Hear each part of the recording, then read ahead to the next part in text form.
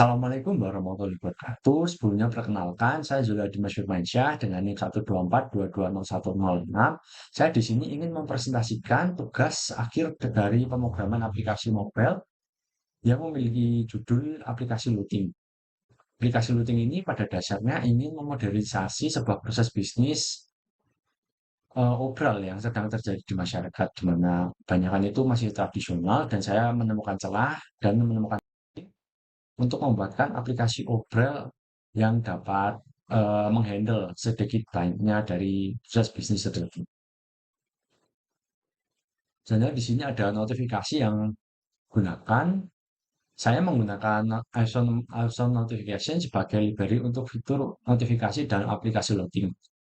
Kemudian notifikasi ini saya bagi menjadi dua, yaitu notifikasi pesanan yang mana dapat memberikan notifikasi kepada pembeli ketika berhasil melakukan pemesanan. Yang kedua ada notifikasi pengingat dan promosi. Notifikasi ini mengirimkan pengingat atau promosi secara berkala setiap hari pada waktu tertentu. Di sini saya membaginya dalam 4 waktu, yaitu pukul 6 pagi, 12 siang, 4 sore, dan 9 malam.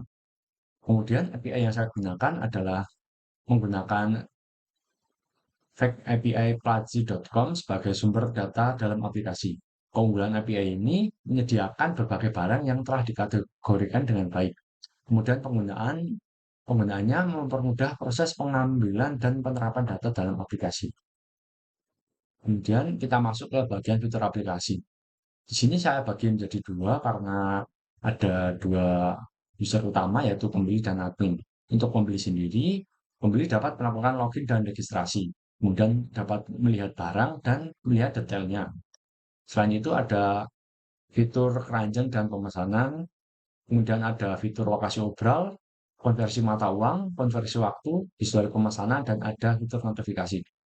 Untuk admin sendiri memiliki fitur login, lihat dan tambah barang, lihat dan tambah lokasi obral, dan konfirmasi pesanan.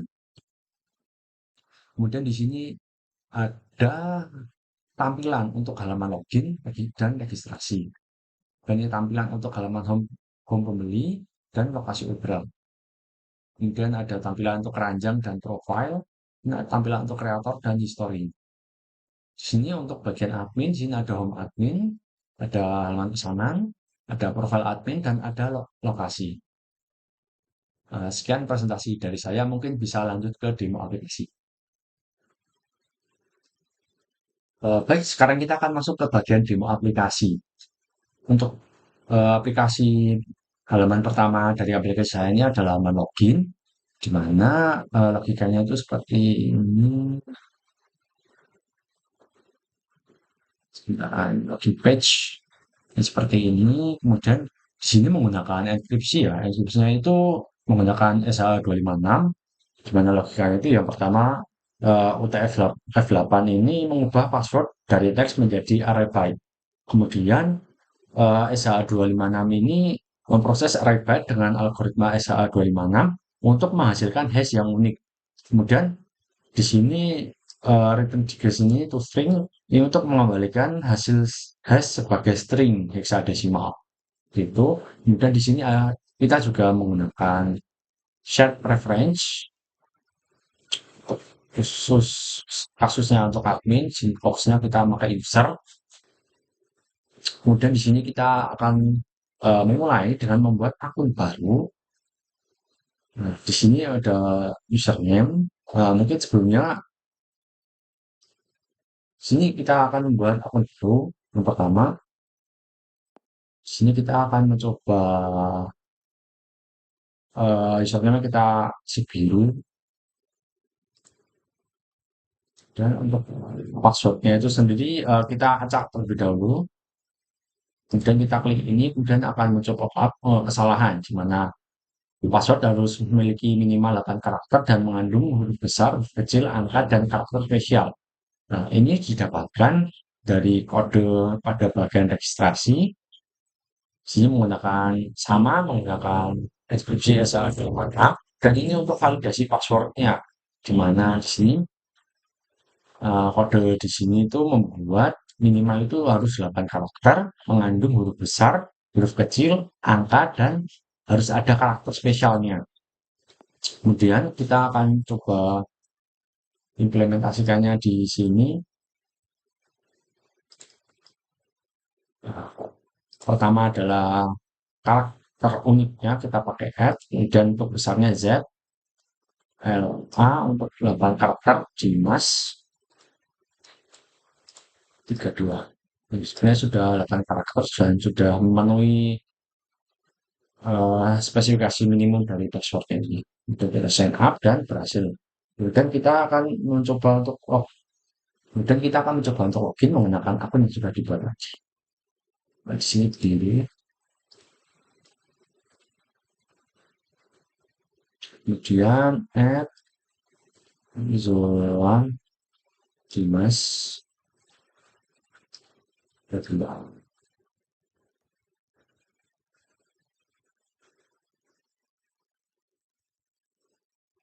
Oke, untuk halaman home screen-nya itu seperti ini. Untuk halaman pembelinya, mungkin di sini saya akan menjelaskan terlebih dahulu fitur-fitur yang ada di sini. Yang pertama di sini untuk app-nya, di sini ada tulisan Yarshell. Kemudian di sini ada dropdown untuk kita bisa memilih di sini nanti defaultnya ada USD. Kalau kita klik rupiah, nanti harganya akan berubah. Di sini ada Jepang juga yen, di sini ada rubel untuk Rusia dan euro untuk Eropa. Kemudian di sini ada tombol untuk mengetahui lokasi di mana obral itu sedang berlangsung.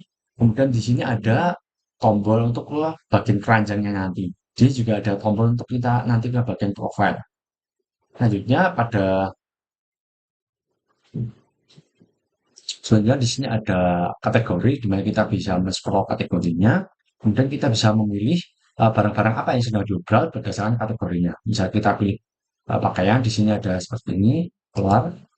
Kemudian elektronik seperti ini, nanti keluar ya. Untuk setiap kategori dari ini nanti keluar barangnya. Selanjutnya kita ke bagian listnya, list dari barangnya. List dari barangnya ini lumayan banyak, nanti digabungin jadi satu, nanti bisa di scroll. Kemudian kalau kita mau menambahkannya ke keranjang, kita bisa mengklik ini, add to cart. Misalnya kita masukkan topi ini ke cart, nah, ini sudah berhasil add to cart. Kemudian kalau kita ingin melihat detail dari barang ini, kita bisa mengklik barangnya di list, kemudian nanti akan keluar seperti ini. Kalau keluar topi, gambar topi, kemudian ada nama, price atau harganya, kemudian ada deskripsinya. Kita juga bisa menambahkan artefaknya dari sini. Bisa kita tambahkan di sini. Oke, sepertinya itu aja untuk halaman listnya ini. Pada dasarnya itu cuma sederhana, cuma menambahkan barang, kemudian bisa menambahkannya ke keranjang untuk kemudian melakukan proses pemesanan.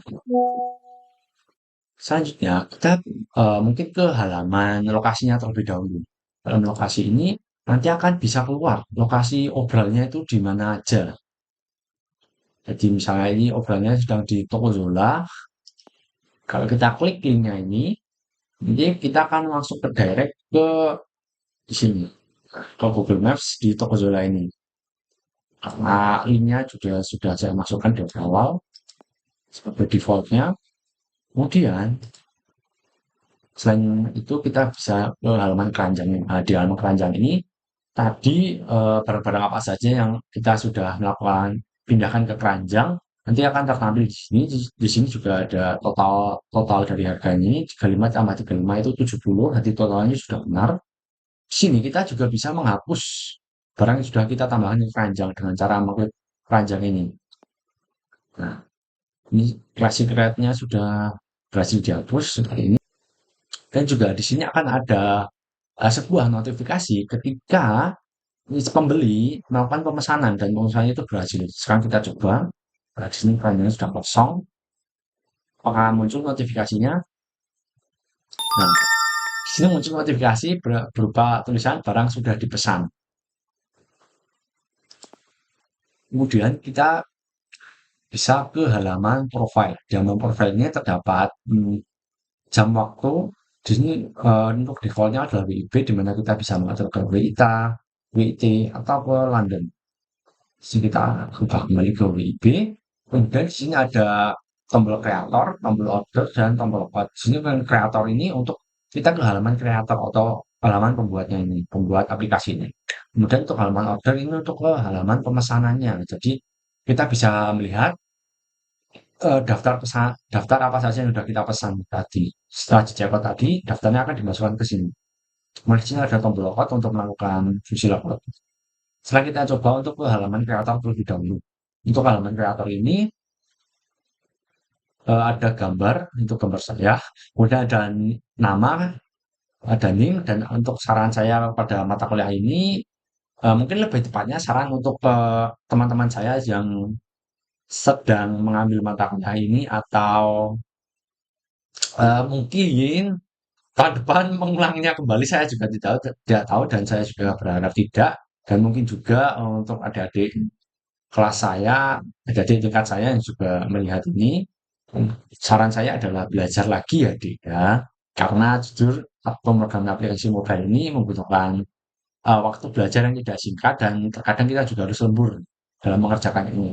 Kecuali nah, khususnya untuk proyek akhir ini, di mana saya juga cukup kesulitan membuat ini karena tugasnya itu tidak hanya ini saja di semester 5, jadi agak lumayan banyak, tapi ya semua itu lumayan bisa saya kerjakan, walaupun waktunya itu saya buat sendiri mepet-mepetnya sebenarnya sudah diingatkan dari awal, tapi eh, karena emang dasarnya saya sendiri mungkin suka mepet-mepet dan suka adrenalin ya, jadi saya mepet-mepetkan. Untuk kesannya itu dari aplikasi dari mata kuliah ini menimbulkan kesan belajar itu penting, jadi menimbulkan seperti ada tamparan khusus ya, di mana kita harus belajar lebih banyak lagi dalam kehidupan kita. Mungkin seperti itu aja Pak, saran dan kesan saya. Kemudian kita bisa lanjutkan ke halaman pemesanannya. Kita klik di sini. Nah, di sini dapat terlihat nanti pesanan kita itu apa aja. Misalnya di sini pesanan nomor satu. Pesanan nomor satu ini waktu check out-nya kapan, nama barangnya itu apa, harga yang di check out itu berapa. Dan di sini ada tulisan dalam proses di mana nanti kalau penjualnya sini sudah mengonfirmasi, nanti dalam proses ini akan berubah menjadi berhasil dipesan dengan warna nanti dari kuning ke hijau.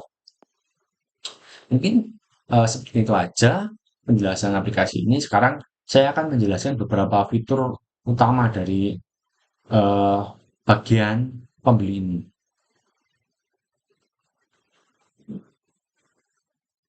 Nah, di sini ada home screen-nya. Home screen-nya itu di sini saya akan menjelaskan untuk bagian ini konversi mata uang. Di sini saya menggunakannya masih statis ya. Statis di mana saya tuliskan di sini misalnya rupiah ke dolar itu berapa, Jepang ke dolar itu berapa, rubel ke dolar itu berapa, dan masih manual ya. Saya belum menggunakan API karena saya jujur masih kesulitan dan sudah sempat mencobanya, tapi ya seperti yang dilihat masih belum berhasil, jadi saya memutuskan untuk menggunakan status ini.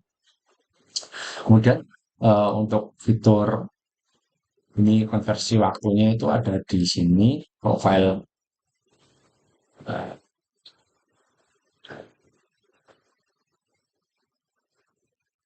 di sini untuk zona waktunya itu seperti ini. Jadi itu ini juga masih statis ya. Saya sebelum menggunakan API karena kendalanya masih sama seperti tadi, masih kesulitan untuk mengimplementasikan API-nya ke dalam aplikasi saya. Dan di sini untuk defaultnya itu ada WIB ya. Mungkin itu aja sih yang bisa saya jelaskan di sini. Mungkin ini untuk provider card-nya, di sini untuk model dari checkout-nya, kemudian di sini untuk checkout dari checkout khusus untuk providernya, di sini untuk halaman kreatornya, di mana jadi ada image, nama, name, saran dan kesannya. Ini untuk historinya atau eh, bagian UI dari pemesanan halaman pemesanannya tadi itu seperti ini. Kemudian ini unsurnya tadi sudah saya jelaskan. Di sini untuk keranjangnya. Nah, saja untuk keranjang, keranjang ini menurut saya cukup unik ya karena di sini saya hmm, mungkin saya jelaskan sedikit dulu di sini. Jadi saya ini menggabungkan keranjang dari provider,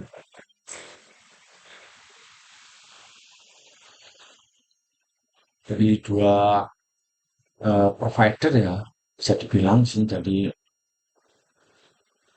Hive provider dan dari card. Kalau Hive provider sendiri ini untuk nanti kan pembelinya kan bisa menginputkan ya. Untuk menginputkannya, ini saya mencoba untuk langsung memasukkannya ke dalam API, tapi sepertinya tidak bisa. Jadi saya mengakalinya dengan menggunakan Hive. Jadi nanti produk yang ingin dimasukkan oleh pembelinya nanti akan dimasukkan ke dalam Hive terlebih dahulu. Nah, jadi kan ada dua tipe. Yang pertama ada tipe untuk API, yang kedua ada tipe untuk Hive.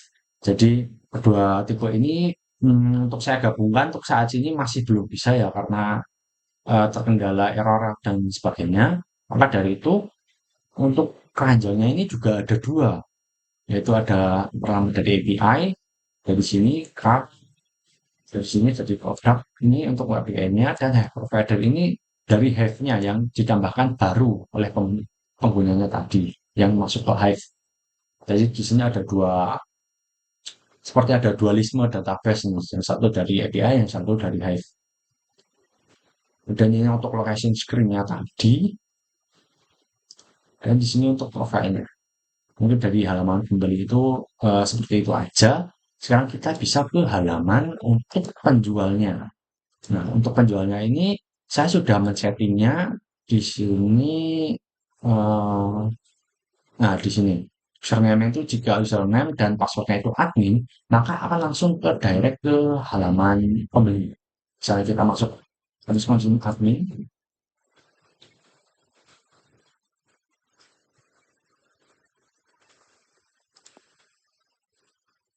admin.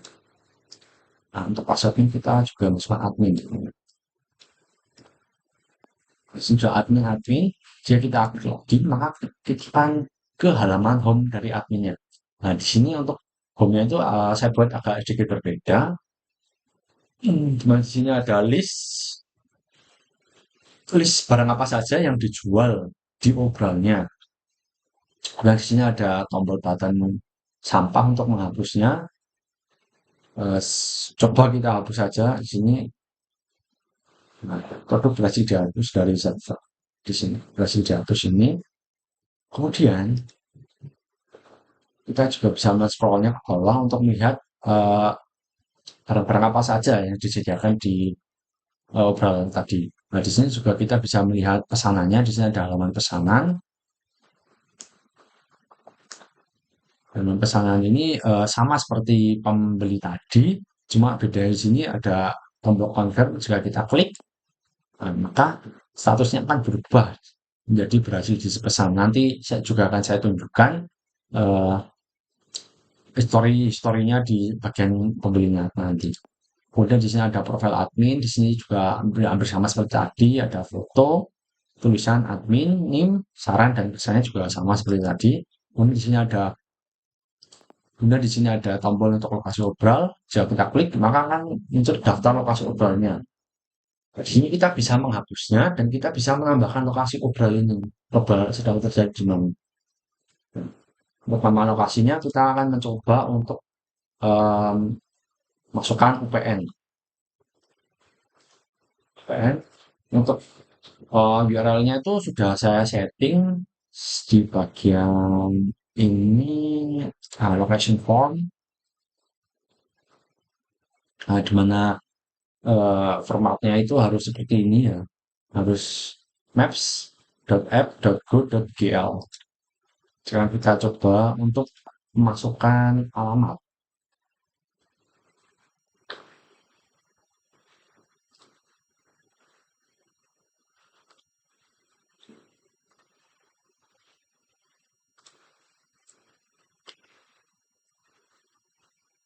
Nah, sekarang kita coba untuk memasukkan alamat dari UPN tersebut.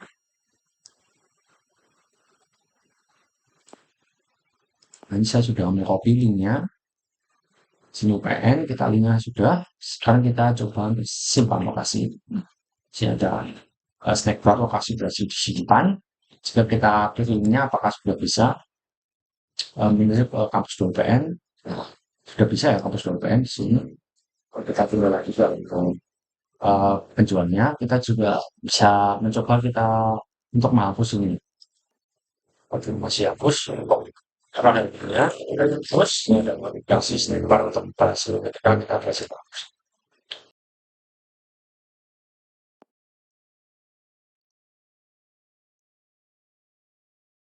Nah,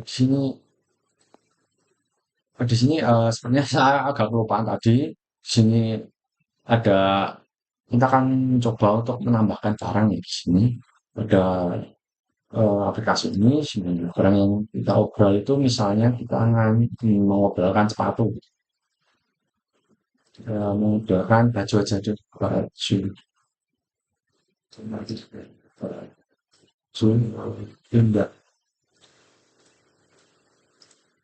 Untuk harganya kita setting ke 69 dan deskripsinya indah.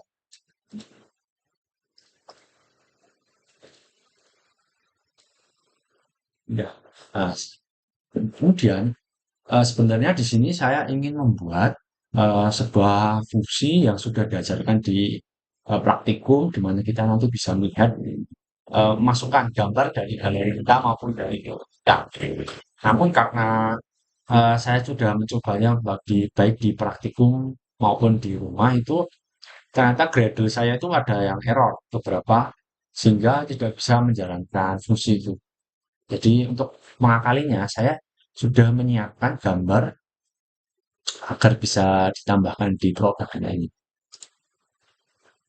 Kemudian setelah sudah semuanya kita langsung klik simpan produk. Nanti produknya itu berhasil ditambahkan dan nanti akan tertampil. Dan sepertinya itu aja yang bisa saya sampaikan untuk halaman login ini. Sekarang kita logout dan kita akan masuk ke halaman pembelinya di biru dan passwordnya itu sama seperti tadi Cekotet Zola Dimas ada dua. Nah ini tadi setelahnya itu sudah diganti ya, sudah dihapus dari sini. Berhasil kita hapus.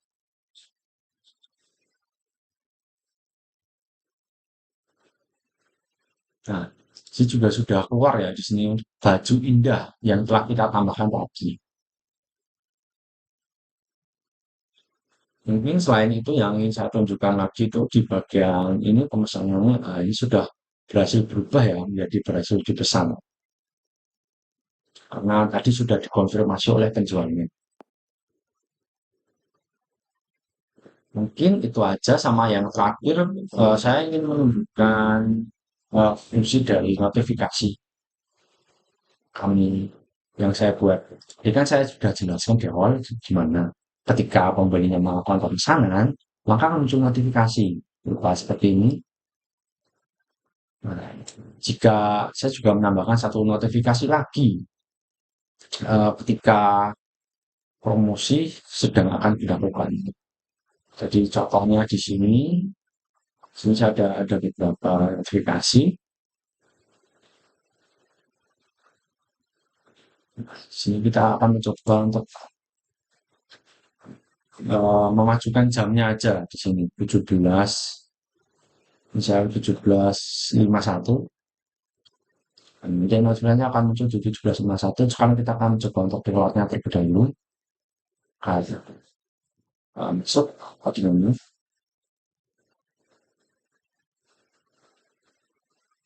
Nah, dan sekarang kita tunggu apakah di 17.51 ini nanti akan keluar notifikasinya.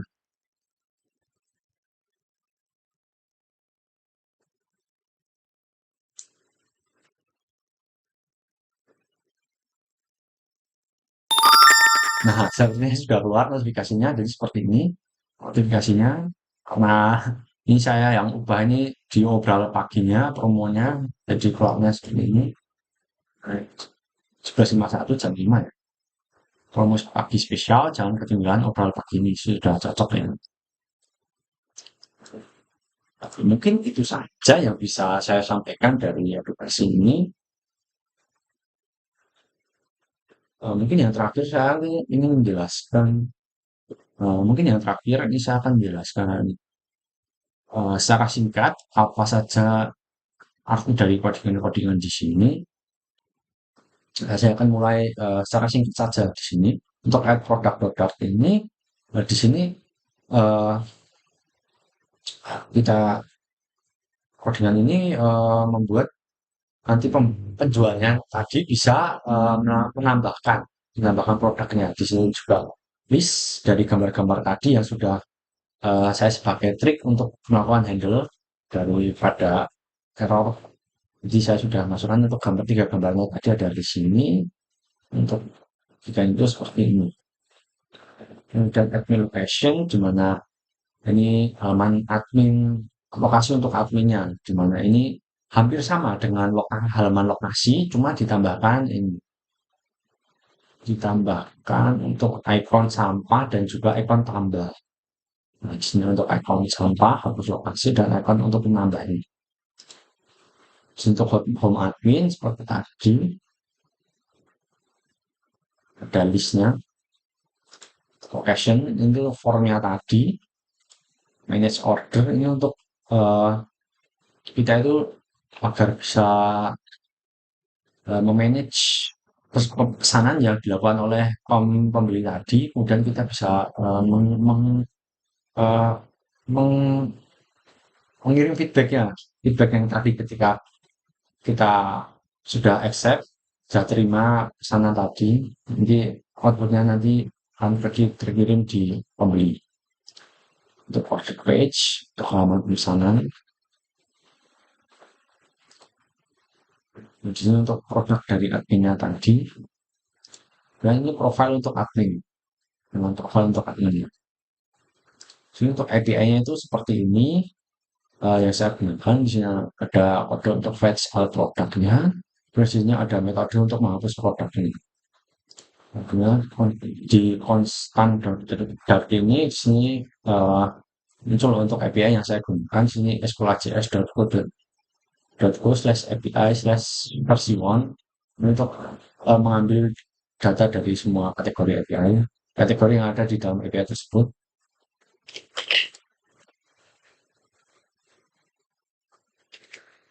Kemudian ini adalah detail produk-produk. Ini kode ini untuk membangun detailnya dari detail dari list tadi bisa diklik kan masuk ke detail. Nah, di detail tadi itu berasal dari koordinat ini.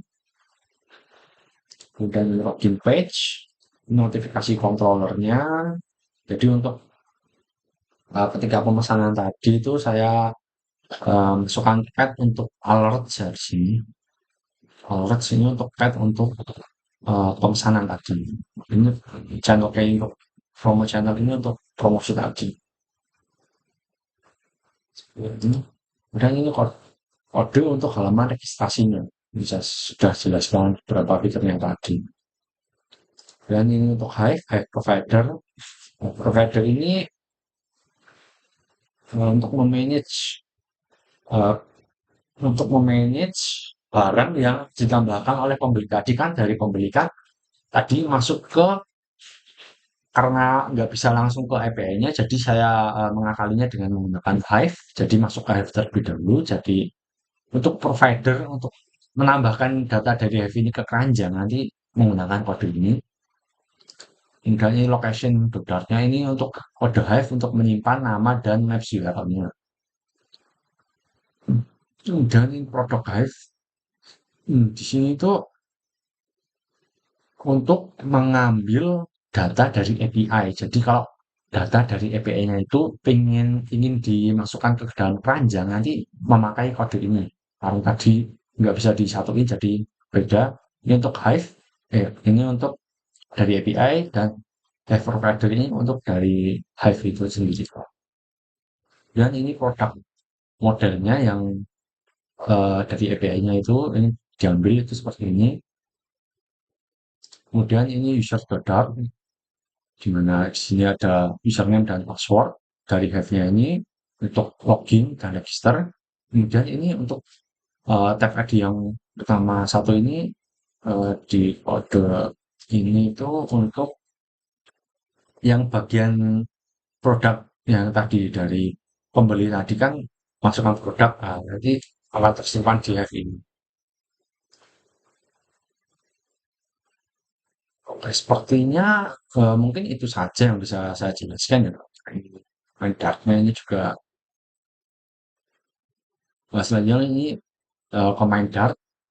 Nah, di sini untuk inisiasi Hive, di sini registrasi semua adapternya, buka box yang diperlukan, di sini box lokasinya, dan di sini saya sudah menambahkan default untuk URL-nya tadi. Di sini ada Mozilla dan Maps-nya itu seperti ini kode Maps-nya. Dan ini inisialisasi notifikasi, bisa bahkan di standar juga, dan ini untuk notifikasi promonya. Nah, di sini untuk providernya, dibuka terlebih dahulu. Mungkin itu saja ini program app dan selesai. Nah, mungkin itu saja yang bisa saya sampaikan pada presentasi kali ini. Sepertinya masih banyak kurangnya ya, tapi saya sudah mencoba untuk meminimalisir dan membuat agar aplikasi ini dapat berjalan seoptimalnya dan semampu yang saya bisa. Dan sepertinya ini saya sudah sedang beruntung ya karena tadi API-nya itu kembali lagi ke semula, Pak. Jadi tidak ada error tambahan. Nah, seperti tadi saya saat mau mencoba di maju di kelas, tapi ternyata API-nya itu masih error karena saya pakai API online. Jadi ya pemiliknya itu masih mengotak-atiknya itu jadi banyak banget yang error. Bahkan ada beberapa fitur yang kita itu nggak bisa pakai. Nah, sedangkan ini sudah kembali ke normalnya dan sudah saya coba, ternyata sudah bisa dan saya langsung melakukan presentasi ini secepatnya. Mungkin itu saja yang bisa saya sampaikan untuk presentasi kali ini. Kurang lebihnya mohon maaf. Assalamualaikum warahmatullahi wabarakatuh.